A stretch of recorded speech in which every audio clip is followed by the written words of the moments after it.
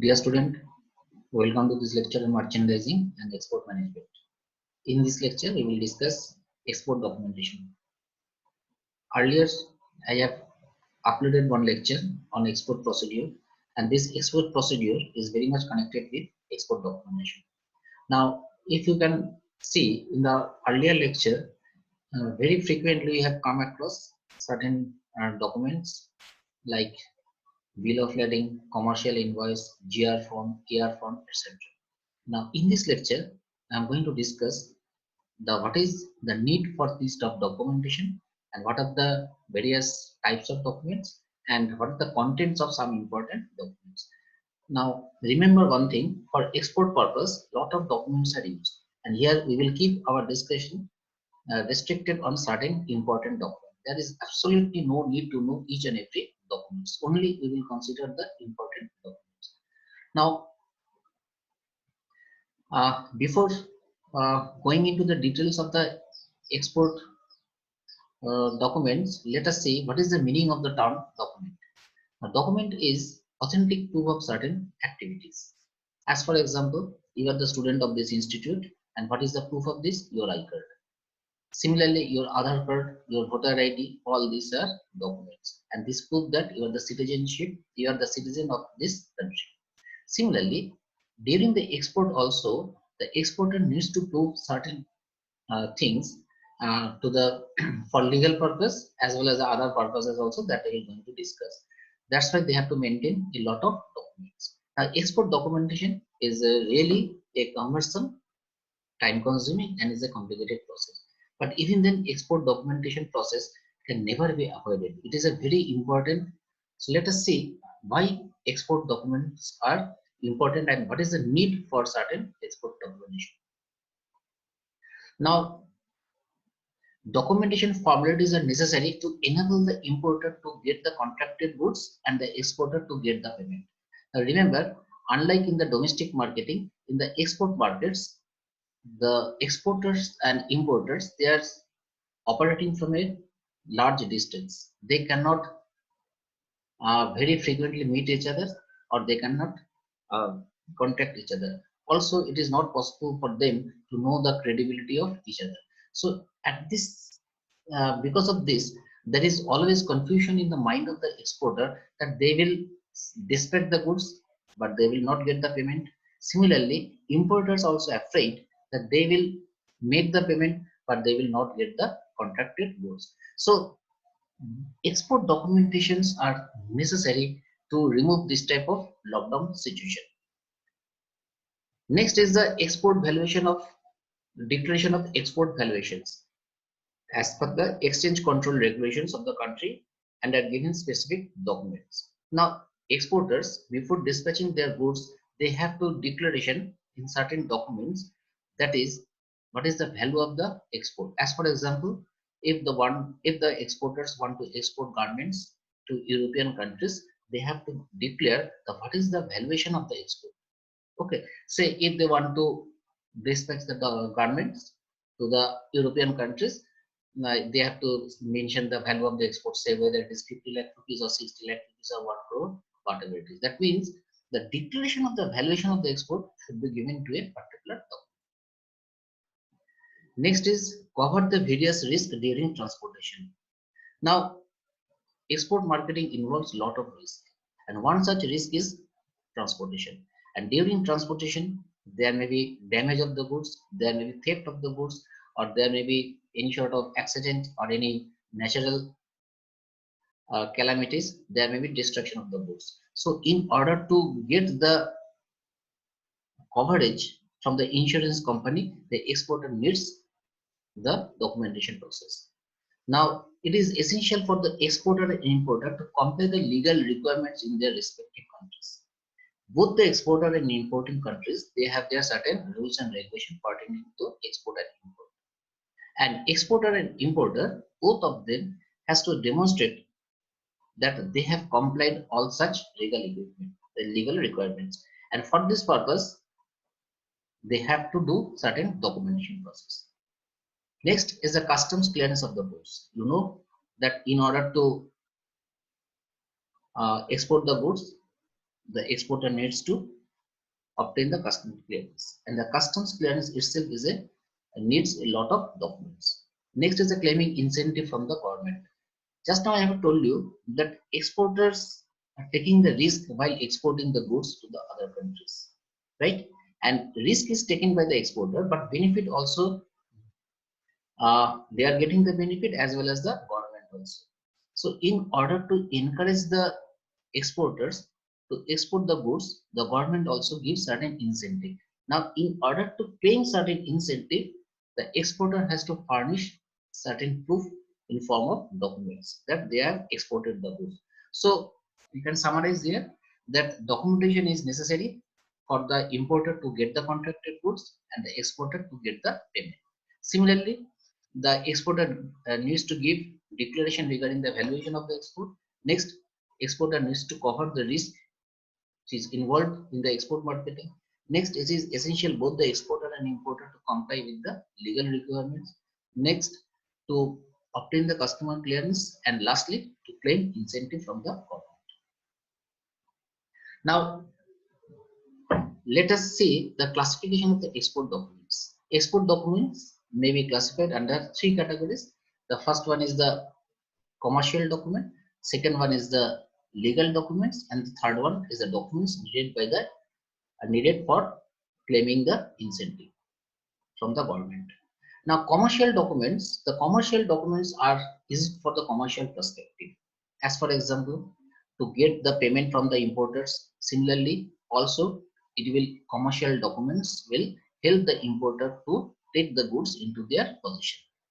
Now, legal documents may be again broadly classified under two categories. One is the documents required by the exporter, another one is the documents required by the importer.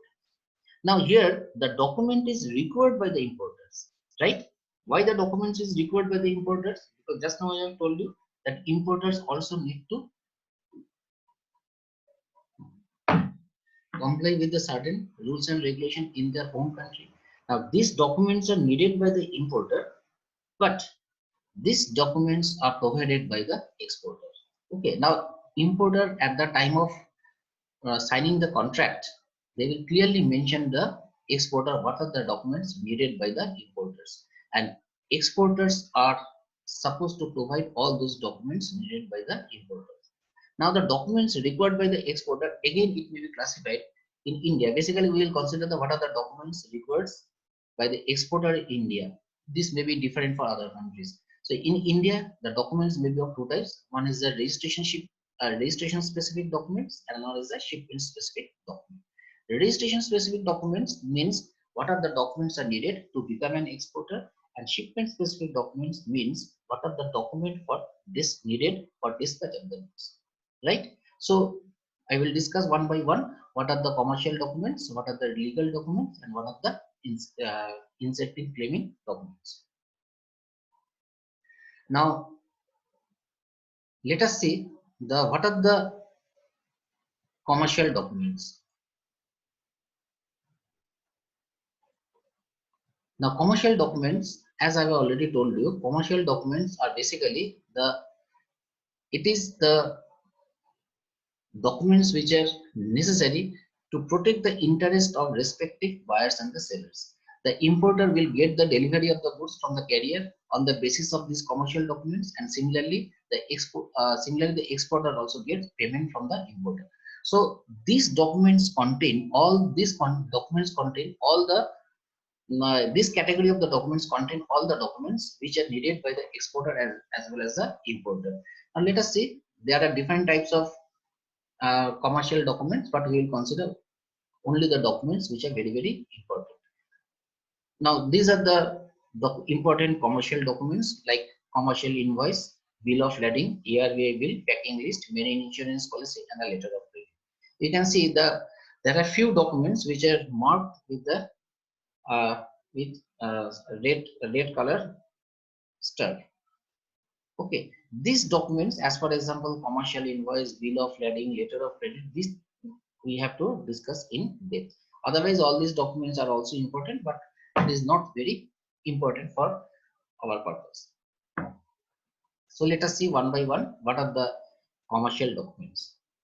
Commercial invoice, you can see the commercial invoice, it is basically the documents. It is known as the document of content. Why it is known as the document of content? Because this content all the document, all the informations pertaining to the export, and these documents are prepared by the exporter after execution of the export in the name of the buyers or the consignee mentioned in the letter of credit. This letter of credit I will discuss afterwards, and the buyers are the consignee means here I mean to say importers. Let us see what are the importance of the commercial invoice. The first thing is obtaining export inspection certificate. If you can see in the export procedure, I have mentioned that the exporter before dispatching the goods, they need inspection certificate. Okay. Similarly, before taking out the goods from the factory, they have to obtain the clearance from the excise. Similarly, before loading the goods to the ship, they need to get customs clearance. And lastly, after export is over, while claiming the incentive from the governments, they need to furnish this commercial invoice. Of course, a copy of the commercial invoice is required to be furnished the competent authority for claiming the incentive. Now let us see what are the contents of the commercial invoice. See, these are the name and address of the exporter, name and address of the consignee. What is the name of the number of the vessel or flight? This here, vessel means what is the uh, ship. You can say vessel means here I mean to say the ship. What is the name of the port of loading and all these things. Remember, one thing is very important in this case. That is the I have told you that commercial invoice contain all the necessary informations pertaining to the export. You can say this is known as the document of title. This is known as a document of content. This is known as a document of content, and uh, what are the informations that is given in the commercial invoice that should be same as what are the information given in the other document. As for example, you can see the name of the product, name of the exporter, detailed description of the product. All these things you have to mention in the other documents, like bill of lading or packing list, whatever it is. But remember, uh, the description of the goods should not differ from what is written in the commercial invoice. Even these two things are technically equivalent, but description of goods should be same. That means identical language you have to use. As for example, you are say exporting 30 count, 30 cotton count, and that is maybe equivalent to around 20 text. So one place you will write the 30 count, another place you will write 20 text. It will not solve the purpose. It will invent the trouble. That means what I mean to say is that you have to give the exact description what is written in the commercial invoice and what is written in the other documents. This should be exactly same. Now next is the packing list. This packing list will give you the details regarding what are the item by item description. That is what is the number of box, what are the description of the box, shape of the box, size of the box, etc. All these things will be mentioned clearly in the packing list. Next is the bill of lading. I have already told you this bill of lading is very important. This bill of lading is very important. Okay. Now let us see why the bill of lading is important. See, you can see the bill of lading is important to the exporter. It is important to the importers, and it is equally important for the shipping company also. Right. So let us see. Bill of lading, it gives the evidence that the goods are either being shipped or have been shipped. That means goods are already loaded in the ship. Now let us see what is the significance of the bill of lading. Here I am discussing what is the significance of the bill of lading to the exporter. It is a contract between the shipper and the shipping company for the carriage of the goods to the port of destination. That means whatever is the contractual agreement between the shipping company and the shipper. Shipper means, who is the shipper here? Shipper means it is basically the exporter. Okay, so it is basically the contract between the exporter and the shipping company regarding the what are the terms and conditions. That means if there is any damage to the goods during the transport of the goods, shipping company will be responsible for giving the compensation to the exporter. Next is a clean of bill of lading certificates that the goods received in the good condition. Now, always remember the bill of lading is important, but the more important is bill of lading, maybe clean bill of lading or closed bill of lading. What is the meaning of the word clean bill of lading? Clean bill of lading means it will clearly certify that at the time of loading of the goods to the ship, there is no damage is found. Okay, but at the time of loading of the goods, if there is a damage is there, then the bill of lading cannot be called as a clean bill of lading. Rather, the shipping company will mention that at the time of loading of the goods, there are certain damage. Okay, and in this case, it will be very difficult for the exporter to get the payment. Next, it is also equally important for claiming the incentive offered by the government. Next, exporter can claim demurrage from the shipping company if the goods are lost or damaged during the transit because of the fault of the shipping company. Just now I have told you that it will give you the terms and conditions between the exporter as well as the shipping company. Right? If there is no damage is observed at the time of loading, but at the time of unloading, the goods are found to be damaged, or if the goods are missing, in that case, shipping company will give the compensation to the exporters, and this is known as the demurrage. That means that if there is any damage or loss of the goods at the time of transport, then the exporter can claim the demurrage from the shipping company. Next, the significance of the bill of lading for the importers. It is known as a document of title and it is sent to the importer to enable him to take the delivery of the goods. Why it is known as a document of title? Because until and unless the importer can furnish the original document of title, the goods, they cannot take the goods in their possession. Remember, the bill of lading should be original. So importers, before taking up delivery of the goods, they should show the original copy of the bill of lading. Otherwise, they will not be able to take the goods into their possession. Even the goods is lying in their country. Next is the significance of the bill of lading to the shipping company. Now, what is the charge for the shipping charge? What is the all these things? They will mention in the bill of lading, and sometimes the shipping charge or the transportation charge will not be given by the exporter. Sometimes it will be borne by the importer. So it will also help the shipping company to claim the the transport charge from the importer. Now this is a very important. This bill of lading is the evidence of contract of affreightment. What is the meaning of the word contract of affreightment? Meaning of the term contract of affreightment means terms and conditions regarding the transport. So if there is a damage of the goods during the transport, shipping company will give the demurrage or you can say the compensation to the exporters. But remember one thing, that only during the transportation if the damage is there, only then the demurrage will be given. But otherwise, if the goods are found damaged at the time of loading, in that case, the exporters cannot claim any compensation.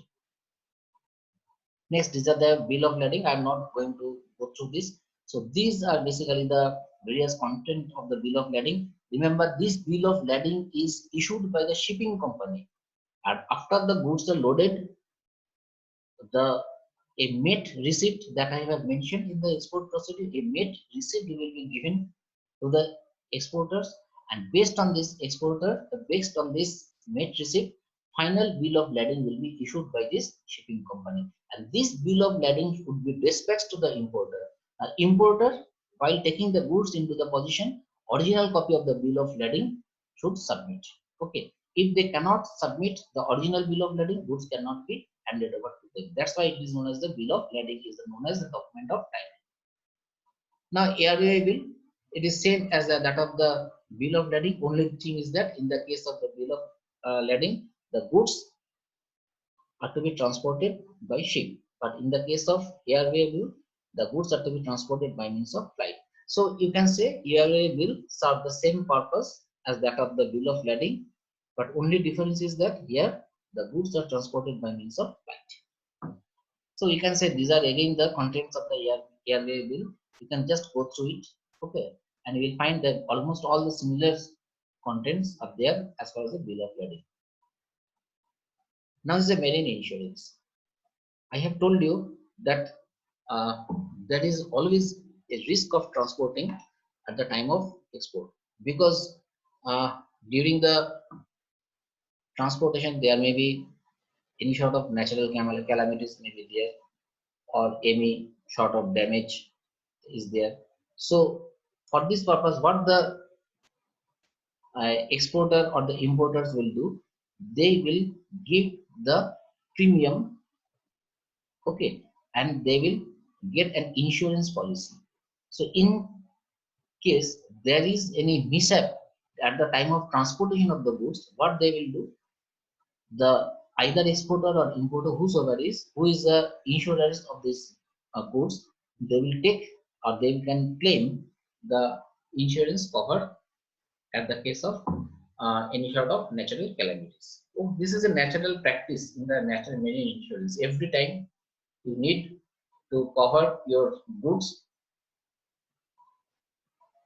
to cover under this marine insurance. Okay, so next is the legal documents. This I will discuss in a separate chapter. So in this we have discussed what is the export documentation, what are the need for the export documentation, what are the different types of export documents, and I have seen that there are three types of document. One is the commercial document, second one is the legal documents, and third one is the documents which are required for claiming the incentive. So in this lecture we have discussed the commercial documents, and thereafter in the next lecture I will discuss the legal documents. Actually, if I cover these legal documents in this lecture, unnecessary lecture will be lengthy and it will be very difficult to upload. Okay, so in the next lecture, part 2, I will cover the legal documents and all rest of the documentation. Okay.